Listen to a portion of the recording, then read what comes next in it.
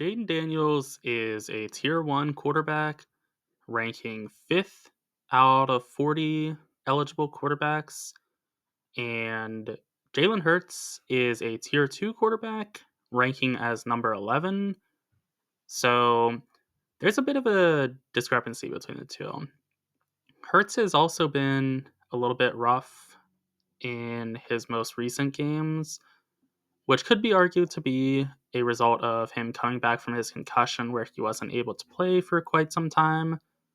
Or it might just be that now that he's going against better defenses in the playoffs, he's slowing down a little bit. Teams know, of course, what you're trying to do in the playoffs better than they do in the regular season. So Hurts isn't able to get as many of the easy plays as he normally would, as the Rams are able to sell out to stop him and Barkley in the run game. It doesn't work whatsoever, but that's what teams are trying to do. They're trying to stop the run game and force the Eagles into passing situations where they're not as equipped. So, with that said, Hurts is 11 as his baseline, and Daniels is 5 as his baseline.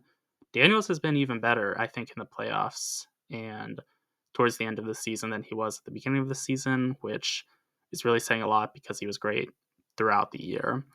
So this is a point for Washington. And moving to wide receiver now for them, we have Terry McLaurin, who is 36th in yards per route run. He'll be largely going against Quinyon Mitchell, I would say. Mitchell is 11th in PFF coverage grade. He has an average amount of man coverage played. It's 26% of his coverage snaps is in that, which is dead average. And he has an exceptional 77 grade in man coverage, which it may not sound the most impressive because it's 1 to 100, but 77 is in the top 10 for man coverage grades. So Mitchell is fantastic in man coverage. He's great in zone as well, but he'll be able to take on McLaurin. I'm not saying that he's going to win the matchup because McLaurin really is a good receiver. He is such a crisp route runner that it's hard to stay close to him throughout the entire game. But Mitchell stands as good a chance as almost anybody, and he's only going to get better too, which is terrifying. Next, for the run game, Washington is 4th in rushing expected points added, and Philly is 2nd in run defense expected points added. So, like with McLaurin, I didn't really clarify there, but there's going to be no point as McLaurin is lower in the stat world than Mitchell is. So, with that said, there's no points for either of these last two because Philly, being 2nd in run defense EPA, they're going to be more than good enough to handle the difficult assignment of Washington's 4th ranked EPA rushing attack. I do think Philly stands a little bit less of a chance than they normally would just because Nakobe Dean is out, which is really unfortunate. But I think they still stand a really good shot to contain this vaunted rushing attack. It is so hard to defend these read option rushing quarterbacks like Jaden Daniels. Lamar is another one, and Lamar's, I think, a tier above maybe where Daniels is as a rusher, but Daniels is really, really up there. He is just a force multiplier because the guy on the edge to the side that Daniels will be rushing to, he has to stay in to contain him, and he can't, go after the running back. So that's one less guy you have in the numbers. And then if Daniels does keep it, the running back can block for him, and then you get another guy in blocking than you normally would. So it just becomes a numbers game. But with that said, no points for anybody there. And we shift now to defense for them, as Dorrance Armstrong is 46th in pressures, which is the best for any Commanders player. And he's going against a really tough matchup in Jordan Mailata, otherwise known as PFF's number one graded player in the entire league. Mailata is second in pass blocking grade for offensive tackles per PFF, and his overall grade, 1 to 100, is 96. So he's pretty good, I would say, being the best player in the league. I think that's pretty legit.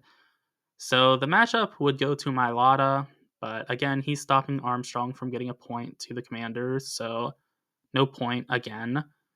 And the resulting score for the Commanders is 1 point, and we'll see what the Eagles can do. But before we do that, if you enjoy this video, make sure you like and subscribe, as both make massive differences. And with that said, AJ Brown, he is second in yards per route run, and he's going against Mike Sainer still, who is 50th in PFF coverage. He plays a ton of man coverage at 36% of his snaps. That's 10 percentage points higher than the average corner. He has an all right 59 grade, so he's not really too much either direction, good or bad. And I would take Brown against Sanders still in both man and zone assignments. I think Sanders still has a bright future because being 50th ranked, he's above average as a rookie at cornerback, which is really hard to do. Most corners are bad. So, most rookie corners, if I didn't say, are bad. So, he is, definitely somebody to watch out for down the line. And I think he's only arguably the guy that's going to be on Brown, because Marshawn Lattimore, who I'm going to get into later, is also definitely in the mix for that. So we'll see what they do. They could be a match of, they don't really have anybody follow anybody, and they just kind of cover by collective, which I think would make sense. But I also think that playing Lattimore would make sense, even though he does have the worst overall stats according to PFF.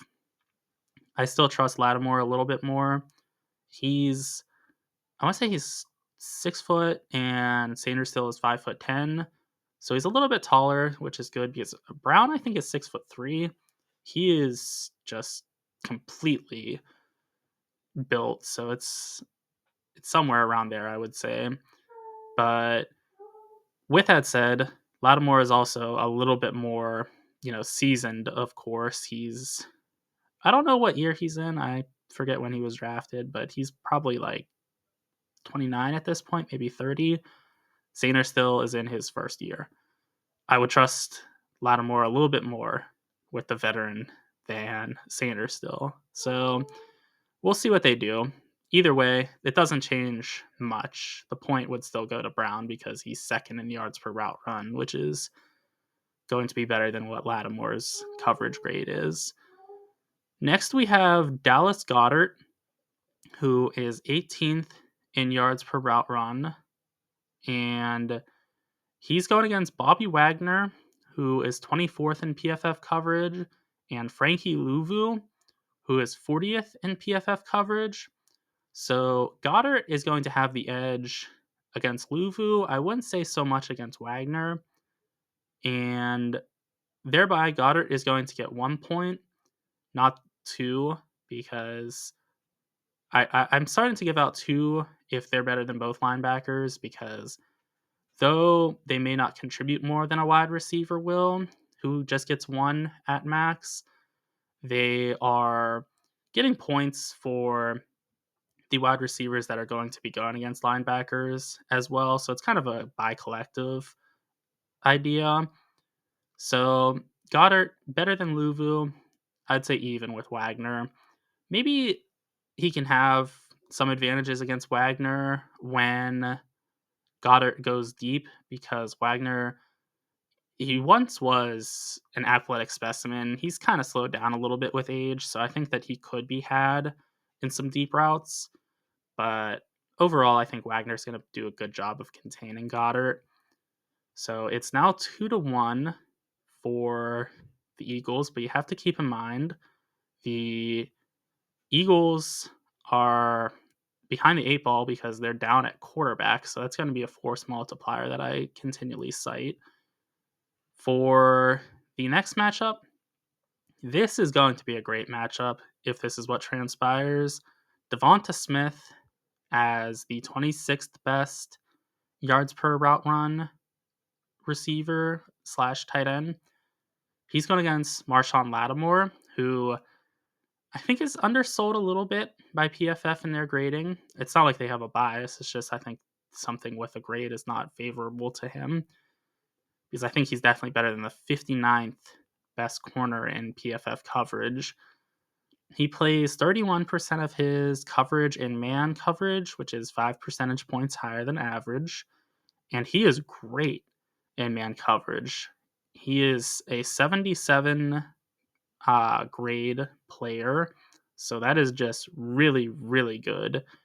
And for that reason, I think that on the like essential downs at a minimum, Brown's going to be covered by Lattimore. But with that said, I could see Lattimore being the guy that covers Smith on the early downs, and Sanders still covering Brown, obviously, on the early downs too. It'll also be Noah Igbenogany on Smith a fair amount because Smith does line up in the slot almost as much as he does on the outside these days. He has like, I want to say 350 snaps on the outside and like 320 in the slot. Roughly, those are correct. Like they might be off a bit, but that's roughly what we're dealing with. So Smith, I think, is going to see a rotation of all three defenders. Brown, I think, is only really going to see Lattimore and Sanders still. The more I think about it, the more I do think Lattimore is probably going to be on Brown because if Washington wants to play man coverage, Lattimore is definitely the guy more so than Sanders still. But it's just hard to say what they're going to do. I could see a world in which they try to zone up more because they don't really have the horses to cover in man coverage all that well. So if they play zone, Sanders still, I think, will be the guy nearest Brown. If they play man, I think Lattimore is going to follow Brown. Those are my thoughts. I don't know. It could be entirely wrong. It could be the opposite. Maybe they see something with Sanders still that they like against Brown. I highly doubt that, but maybe there is something there. And next we have, so it's 3-1 now for Philly. Next we have Philly's rushing game, which is the best in the league. It is number 1. And they are going against a really rough run defense in Washington, who have the 27th best run defense in expected points added.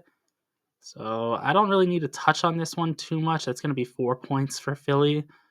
They just present a much, much greater threat than the Commanders could likely defend. The Commanders, I think they're getting Jonathan Allen back because the depth chart I looked at had him as a starter. I don't know if that's correct or maybe that's projection. Maybe he could be back and they're listing him as a starter thereby. But if he's back, that's big. He's not a good run defender, but he is a good pass rusher. So that could be something at least. On the rundowns, they get a rotation of guys where they don't have to play the passing downs as well. Allen can play those. And shifting now to defense, we have Sweat, who is 27th in pressures amongst all players. So really good. He's going against Brandon Kollmann, who is 63rd amongst offensive tackles in pass blocking. This is going to be another edge for the Eagles, taking it to 5-1. Sweat he's right on the cusp of being an elite edge rusher. I don't know if I would put him like in the tier one. I wouldn't put him in tier one, actually, come to think of it. But I think I could see a world in which he's tier two for edge rushers. Maybe at like the middle or even kind of like the back end of tier two. And either way, he is a really solid edge rusher. And Nolan Smith is not going to be mentioned in these for stat reasons, but I think he's right up there with Josh Sweat already, because Smith was slow to start. Like last year, he didn't do anything hardly. And this year, I think he was slow out of the gate as well. And even still, though, he has turned into a pretty nice player. He is somebody that is undersized, yet is still a good run defender. Maybe he just shoots gaps well, but he he can hold up pretty well in the run game, no matter what. And he's also a good pass rusher, so he has some value across the board. So Smith's not mentioned for, again, stats, but he is a very good player in his own right. Sweat, he's going to get the point, so 5-1 for the Eagles. And for the final player matchup, Jalen Carter is 31st in pressures amongst all players. He's going to be going against Tyler Biadasz, who is 17th in pass blocking grade per PFF. And he's also going to be going against Trent Scott, who is a 7-year backup that was bad this year in limited snaps. He didn't get a rank according to PFF because he didn't play enough snaps, but his grade wasn't good. So that's a little bit of something to be worried about. Either way, Carter's not going to be dominant enough to get a point here, just because Biadasz is a good, not great, but good pass protector. And I think they are going to basically always double team Carter. He is the biggest threat at defensive tackle for the Eagles. He might just be the best defensive lineman for the Eagles as well, which maybe is a little bit of heresy to say, but I don't see it as a guarantee that he is, because Josh Sweat, like I said, he's really good. Nolan Smith, he's really hitting his stride. Milton Williams, he's not as good as Carter, but he's a dominant pass rusher as a defensive tackle as well. So there's a lot of guys that are, really good contributors. And Carter, he definitely could be the best of the bunch, but I don't see it as a resounding it's Carter and then everybody else. I think it's Carter and then there's some guys, right there with him. So no point for the Eagles, but where they do get a point is, this is the final advantage, is for having home field advantage. So that takes the score to 6-1, which seems like a pretty resounding Philly's going to win. And I do think that is the case, but I will say that it's always hard to rule out a team with a better quarterback. And I do think Jaden Daniels is certainly that. Daniels, as I mentioned, top 5 quarterback. Hurts, I think he might be outside the top 10. And Hurts, he wouldn't be, outside the top 10 by much, being 11th. But I do definitely prefer Daniels. I think if you swapped quarterbacks, even though, Philly is accustomed or built on having the Russian quarterback as well, I think they would be just fine with Daniels. Washington with Hurts, I think they take a little bit of a step back. So I think that there is certainly a world for the Commanders to get to the Super Bowl. But, if I'm picking this game, which I am, I'm going with the Eagles. There's just a resounding amount of talent to their team. And with that said, if the Commanders lose, I would not be demoralized whatsoever. They were expected to win like maybe 6 games, 5 games, something. It was between 5 and 7. I think they had a little bit of a higher win total expectation than you might expect. But either way, you're expected to win, just a chunk of games.